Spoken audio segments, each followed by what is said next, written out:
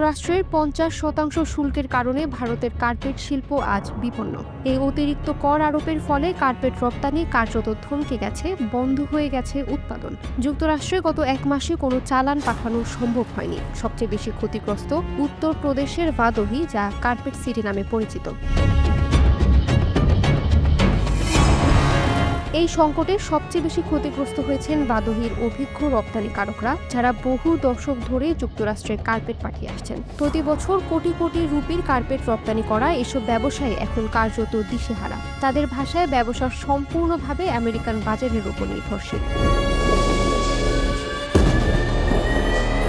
তবে শুল্ক আরোপের পর থেকে উৎপাদন পুরোপুরি বন্ধ হয়ে গেছে। গত এক মাসে যুক্তরাষ্ট্রে একটিও চালান পাঠানো যায়নি। ৫০ বছরের ব্যবসায়িক জীবনে এমন দুর্দশা আগে কখনো দেখেননি, এমনটাই বলছেন অনেকেই।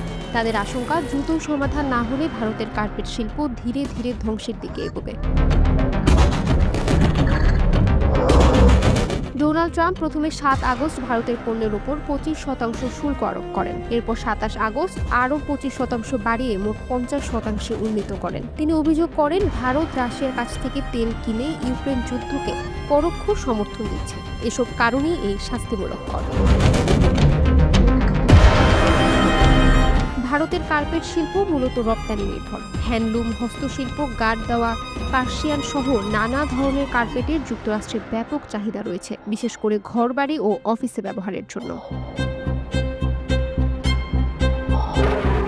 কার্পেট এক্সপোর্ট প্রমোশন কাউন্সিলের তথ্য অনুযায়ী ভারতের এই শিল্পের বার্ষিক লেনদেন প্রায় ১৬০ বিলিয়ন রুপি। এতে প্রায় ২৫ লাখ মানুষের কর্মসংস্থান হয়, যাদের অধিকাংশই গ্রাম অঞ্চলের তাঁতি।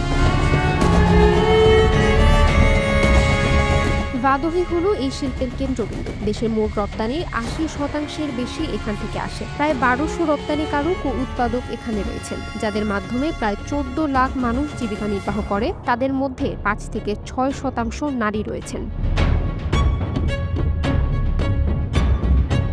আমাদের সব কিছুই এখন বন্ধ হয়ে গেছে, বললেন সিইপিসি এর পরিচালক পীযূষ বারনওয়াল। কার্পেট শিল্প পুরোপুরি রপ্তানি নির্ভর। আমাদের ব্যবসার ৬০% যুক্তরাষ্ট্রের রপ্তানি নির্ভর। ভারতের বাজারে এর তেমন চাহিদা নেই। এত বেশি শুল্ক দেওয়ার পর লাভ তো দূরের কথা, ব্যবসা টিকিয়ে রাখাই অসম্ভব।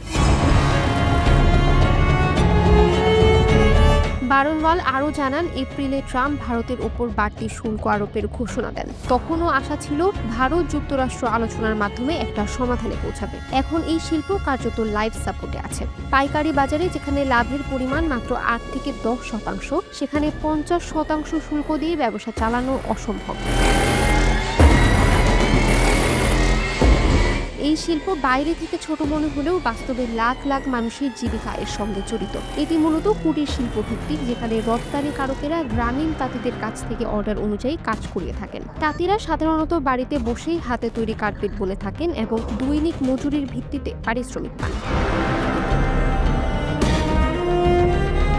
ট্রাম্পের এই শুল্ক খড়গের আঘাতে অর্ডার কমতে শুরু করেছে, আর তার ফলে তাঁতিদের গণহারে ছাঁটাই করা শুরু হয়েছে, যার ফলে তাঁতিদের মাঝে বেকারত্বের হার প্রচন্ড রকম বেড়ে যাচ্ছে। এজন্য কর্মসংস্থান হারিয়ে অনেকেই জীবিকার খোঁজে অন্য রাজ্যে চলে যাচ্ছেন।